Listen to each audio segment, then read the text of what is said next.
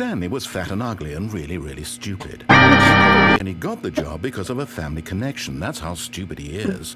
That or with drug money. God. Also, Stanley is addicted to drugs and hookers.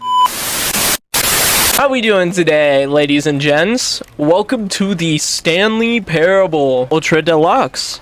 An old game from way back when. Figured why not bring it back and play it on the channel. This is the story of a man named Stanley. Okay. Stanley worked for a company in a big building where he was employee number 427. Employee number 427's job was simple. He sat at his desk in room 427 and he pushed buttons on a keyboard. Orders that came sounds to him nice. through a monitor on his desk, telling him what buttons to push, how long to push them, and in what order. This is what employee 427 did every day of every month of every year. And although others might have considered it soul-rending, Stanley relished every moment that the orders came in, as though he had been made exactly for this job. And Stanley was happy. I don't doubt it. That sounds like a pretty And then easy one job. day, something very peculiar happened. Something that would forever change Stanley. Something he would never quite forget. He had been at his desk for nearly an hour when he realized that not one single order had arrived on the monitor for him to follow. No one had showed up to give him instructions, call a meeting, or even say hi. Never in all his years at the company had this happened, this complete isolation. Something was very clearly wrong. Shocked, frozen solid, Stanley found himself unable to move for the longest time. But as he came to his wits and regained his senses, he got up from his desk and stepped out of his office. My DPI is way too high. Really? This is my lowest DPI setting, and this is what you have the sensitivity set at? Okay. Can I open any of these doors? Gone. What could it mean? Stanley decided to go to the meeting room. Perhaps he had simply missed a memo. No, I think I'm gonna go back to my desk. Oh, you can't go back to your desk. No matter how hard Stanley looked, he couldn't find a trace of his co-workers. Really? Hello? What happened to the people? Where did all the people go? Surname access? Interesting.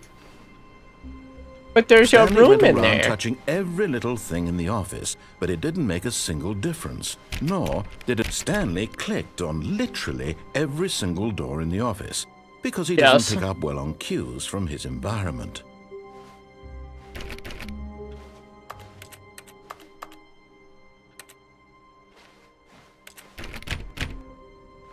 Damn. Where did that come from? So this is kind of a game where the narrator yells at you and calls you a stupid, poopy idiot. When Stanley came to a set of 2 open doors, he entered the door on his left. Do I make him happy? I'll make him happy.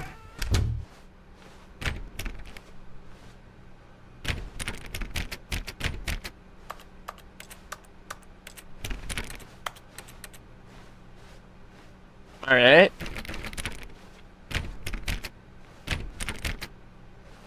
None of these doors want to open. Yet there was not a single person here either. Feeling a wave of disbelief, Stanley decided to go up to his boss's office, hoping he might find an answer there. Let it ball up inside of you. Take it out passive aggressively. And then resent your coworkers. That's pretty much how it goes.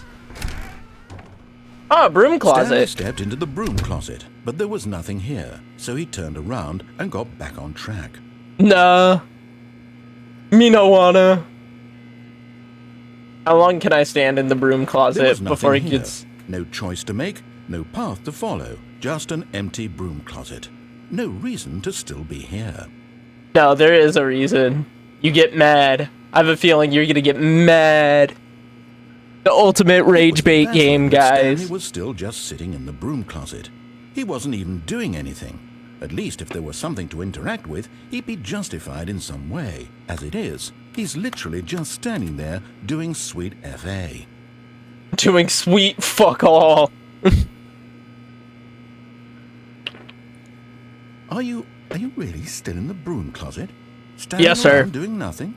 Why? Please offer me some explanation here. I'm genuinely confused.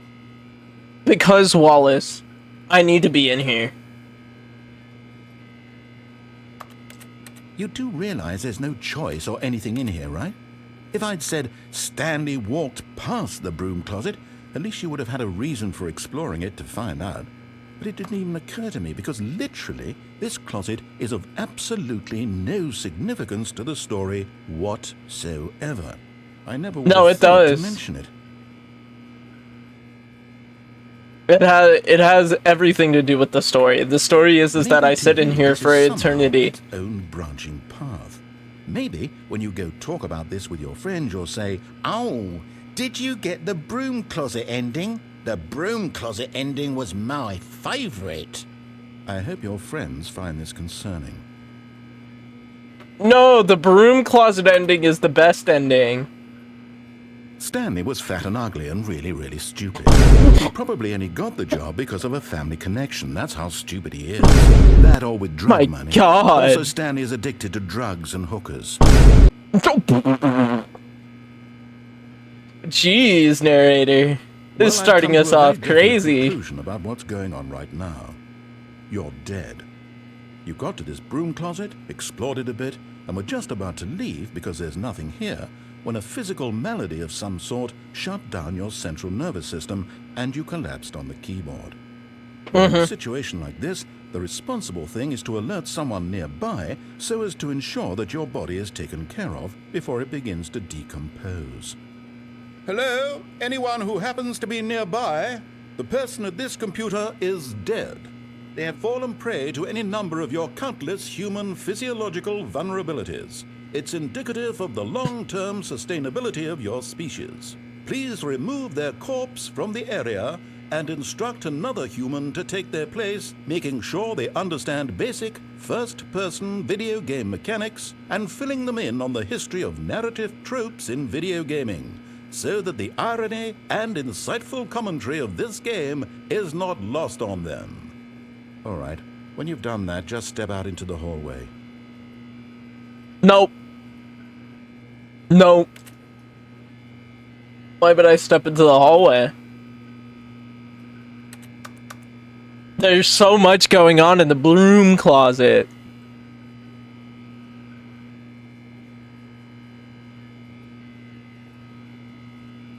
Is he not gonna say anything? I'm gonna give it a minute. Okay, I don't think anything's gonna happen. Ah, second player. It's good to have you too. Unbelievable. Oh! I'm at the mercy of an entire species of invalids. Perhaps there's a monkey nearby you can hand the controls to. A fish? Fungus? Look, you can hammer out the details. I'm not particularly picky. I'll just be waiting for when you're ready to pick up the story again. Really?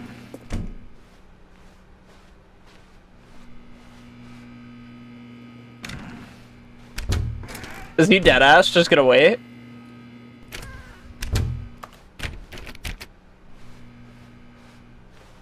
Alright, we'll play his little game. Stanley walked upstairs to his boss's office.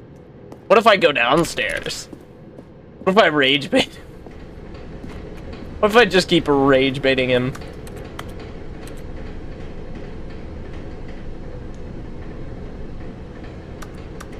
I would like to pick this up and read it, but I cannot read that. But Stanley just couldn't do it. He considered the possibility of facing his boss, Admitting he had left his post during work hours, he might be fired for that. And in such a competitive economy, why had he taken that risk? All because he believed everyone had vanished? His boss would think he was crazy. And then something occurred to Stanley. Maybe, he thought to himself, maybe I am crazy. All of my co-workers blinking mysteriously out of existence in a single moment for no reason at all?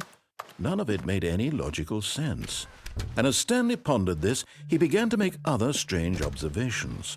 For example, why couldn't he see his feet when he looked down? Why did Oh my God, you're not wrong. automatically behind him wherever he went?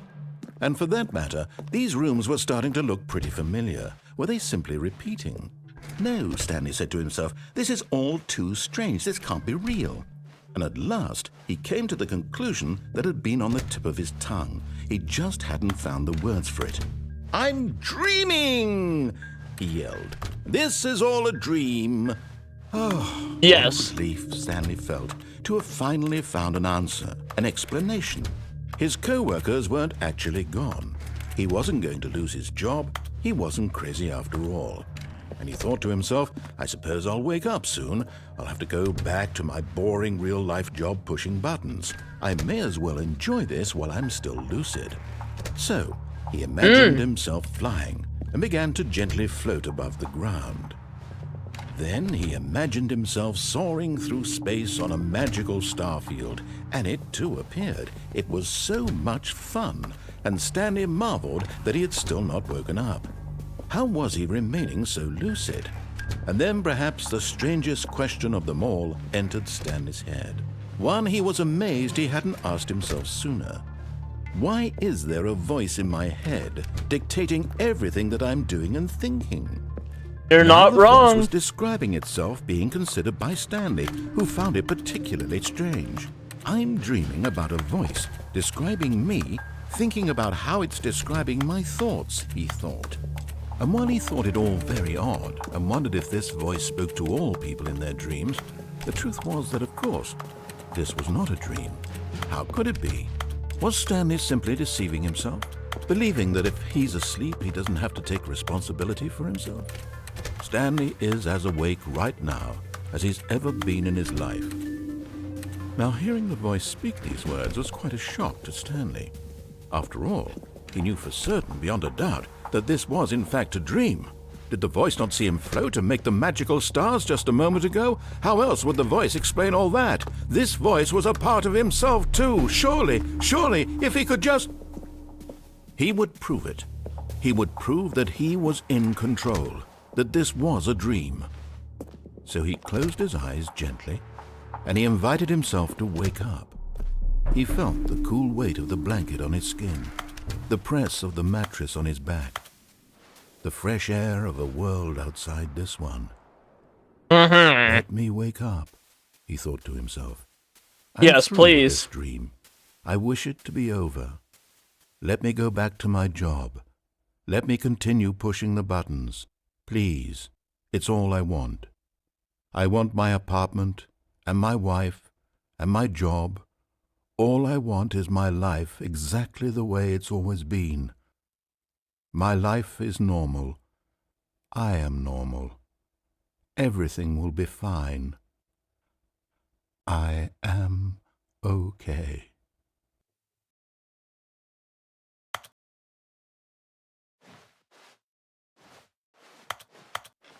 Stanley began screaming.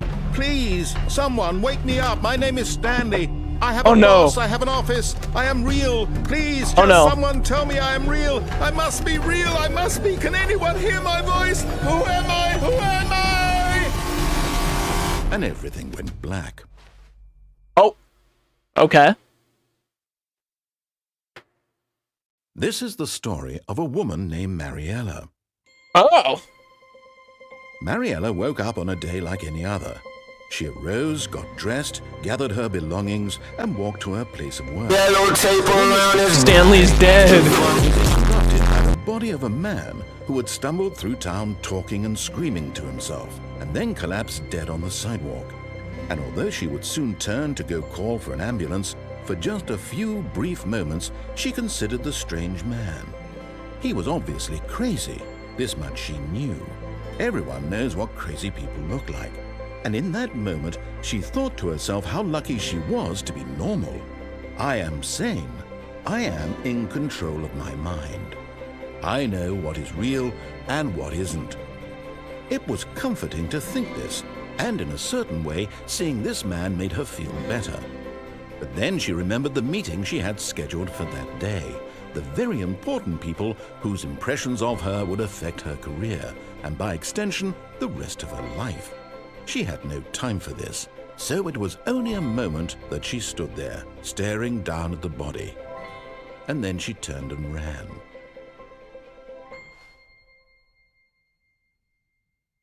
Wow. Oh, and then we just spawn back?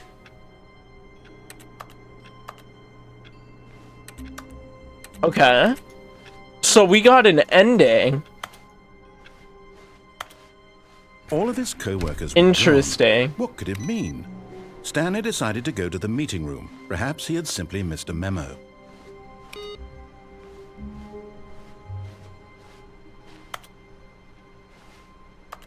Wait, awaiting input?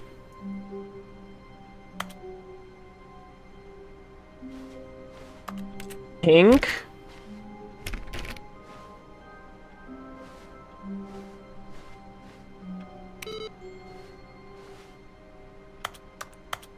Okay, so that one I can't give an input.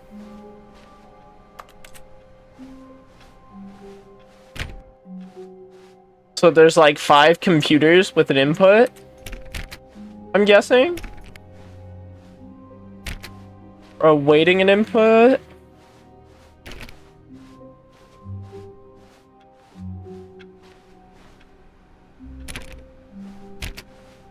Can't go into either of these rooms.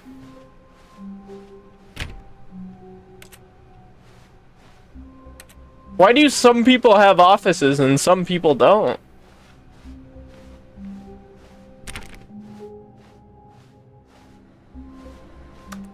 No matter how hard Stanley looked, he couldn't find a trace of his co-workers. No, I can't. Stanley went around touching every little thing in the office, but it didn't make a single difference, nor did it advance the story in any way. Okay, narrator, I'll go and advance your story.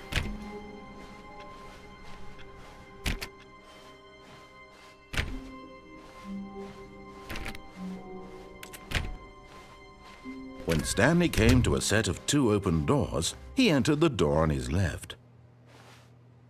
I'm gonna go on the one on my right. This was not the correct way to the meeting room, and Stanley knew it perfectly well. Perhaps he wanted to stop by the employee lounge first, just to admire it. Sure. Wow. Wow. Truly a room worth admiring. It had really been worth the detour after all, just to spend a few moments here in this immaculate, beautifully constructed room. Stanley simply stood here, drinking it all in. But eager to get back to business, Stanley took the first open door on his left.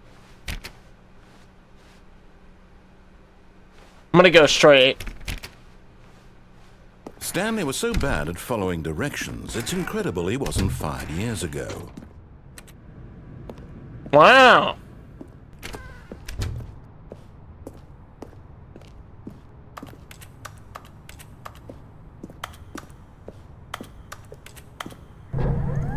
Look, Stanley, I think perhaps we've gotten off on the wrong foot here. I'm not your enemy, really, I'm not.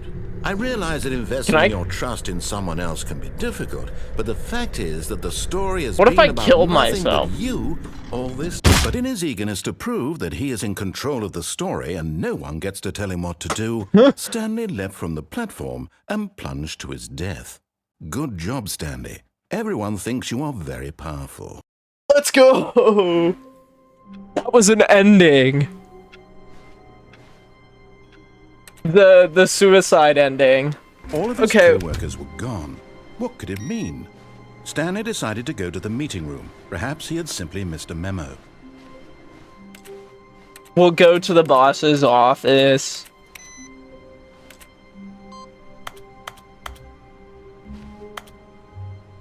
Wait, this can receive 5 inputs.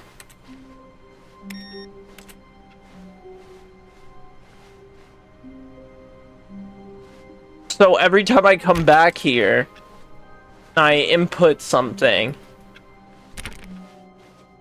Interesting. When Stanley came to a set of 2 open doors, he entered the door on his left. I entered the door on my left. Yet there was not a single person here either. Feeling a wave of disbelief, Stanley decided to go up to his boss's office. Hoping he might find coming to a staircase, Stanley walked upstairs to his boss's office. All right. Oh, Mr. Boas. Executive bathroom. Money in the morning, money in the evening, money for breakfast, money crisp. Extreme bathrooms. This is definitely an extreme bathroom if I've ever seen one. Mr. Narrator, do you have anything to say about this? No?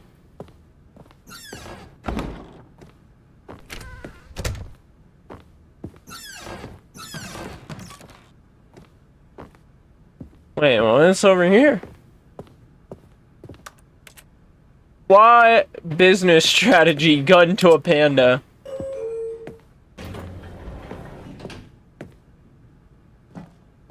Nah, we'll go into the boss's office.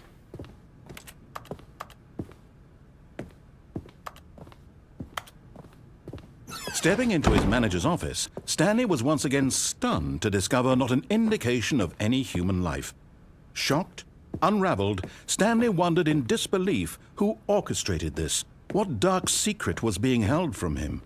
What he could not have known was that the keypad behind the boss's desk guarded the terrible truth that his boss had been keeping from him. And so the boss had assigned it an extra secret PIN number, 2845. But of course, Stanley, yet incredibly, by simply pushing random buttons on the keypad, Stanley happened to input the correct code by sheer luck. Amazing. He stepped into the newly opened passageway. Aha! Boom! We're going down the elevator, boys! Was that an ending? Descending deeper into the building, Stanley realized he felt a bit peculiar. It was a stirring of emotion in his chest, as though he felt more free to think for himself, to question the nature of his job. Why did he feel this Nice. when for years it had never occurred to him? This question would not go unanswered for long. No, it wouldn't. Stanley walked straight ahead through the large door that read Mind Control Facility. Escape? We'll go into the... Do I go into the mind control facility or do I leave? We'll go in. Hello? The lights rose on an enormous room packed with television screens. What horrible secret did this place hold? Stanley thought to himself. Did he have the strength to find out? Oh, yes, I do. Now the monitors jumped to life, their true nature revealed. Each bore the number of an employee in the building, Stanley's co-workers. The lives of so many individuals reduced to images on a screen, and Stanley, one of them, eternally monitored in this place where freedom meant nothing. Uh-huh.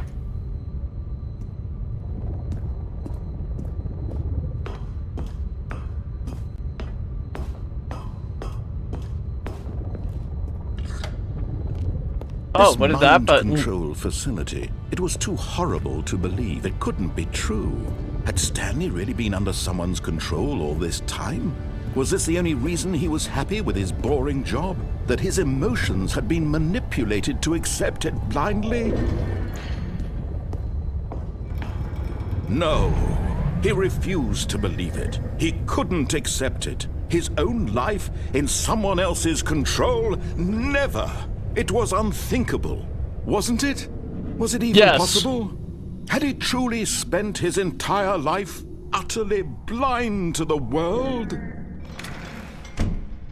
But I have no idea. The heart of the operation. Controls labeled with emotions.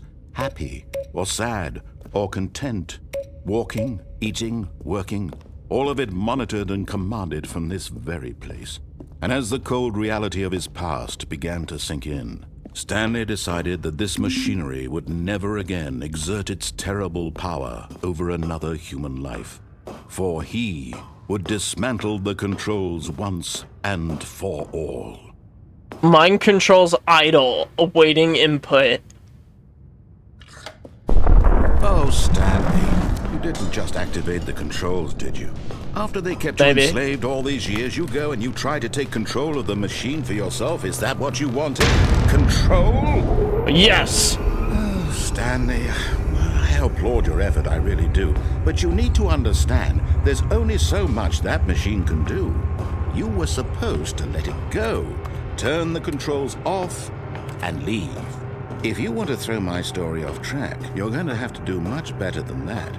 I'm afraid you don't have nearly the power you think you do. For example, and I believe you'll find this pertinent, Stanley suddenly realized he had just initiated the network's emergency detonation system. Oh God. In the event that this machine is activated without proper DNA identification, nuclear detonators are set to explode, eliminating the entire complex. Oh no. Until detonation then? Let's say, 2 minutes. Ah, now this is making things a little more fun, isn't it, Stanley? It's your time to shine. You are the star. It's your story now. The 3? Shape it to your heart's desires. Oh, this is much better than what I had in mind. What a shame we have so little time left to enjoy it. Mere moments until the bomb goes off. But what precious moments each one of them is. More time to talk about you, about me, where we're going. All this means I barely know where to start. What's that? You'd like to know where your co-workers are? A moment of solace before you're obliterated? All right, I'm in a good mood. You're gonna die anyway. I'll tell you exactly what happened to them. I erased them. I turned off the machine. I set you free. Of course, that was merely in this instance of the story. Sometimes when I tell it, I simply let you sit there in your office forever, pushing buttons endlessly and then dying alone. Other times, I let the office sink into the ground, swallowing everyone inside, or I let it burn to a crisp. I have to say this, though, this version of events has been rather amusing. Watching you try to make sense of everything and take back the control wrested away from you, it's quite rich. I almost hate to see it go. But I'm sure whatever I come up with on the next go-around will be even better. My goodness, only 34 seconds left. But I'm enjoying this so much. You know what? To hell with it. I'm going to put some extra time on the clock, why not? These are precious additional seconds. Time doesn't grow on trees. Oh dear me, what's the matter, Stanley? Is it that you have no idea where you're going or what you're supposed to be doing right now? Yes. Or did you just assume when you saw that timer that something in this room was capable of turning it off? I mean, look at you. Running from button to button, screen to screen, clicking on every little thing in this room. These numbered buttons, no, these colored ones. Or maybe this big red button, or this door. Everything, anything, something here will save me. Why would you think that, Stanley? That this video game can be beaten? Won? Solved? Do you have any idea what your purpose in this place is? No. Stanley, you're in for quite a disappointment. But here's a spoiler for you. That timer isn't a catalyst to keep the action moving along. It's just seconds ticking away to your death. You're only still playing instead of watching a cutscene because I want to watch you for every moment that you're powerless. To see you made humble. This is not a challenge. It's a tragedy. You wanted to control this world, that's fine. But I'm going to destroy it first, so you can't. Take a look at the clock, Stanley. That's 30 seconds you have left to struggle. 30 seconds until a big boom and then nothing. No ending here, just you being blown to pieces. Will you cling desperately to your frail life, or will you let it go peacefully? Another choice. Make it count, or don't. It's all the same to me, all a part of the joke. And believe me, I will be laughing at every second of your inevitable life from the moment we fade in until the moment I say, happily ever after. What happened? What happened? Oh. Did I die? Oh, we did. Well, I think that's kind of a good spot What could it mean? to cut it. Alrighty, guys. That has been the Stanley Parable Ultra Deluxe Part 1. If you're enjoying it as much as I am playing it, drop a like down below. It does help me know that you enjoyed today's episode and you want to see more like it. If you have any game suggestions, drop those down in the comments. And make sure to subscribe and ring the bell so you never miss an upload. And I will see you in the next video. Bye-bye!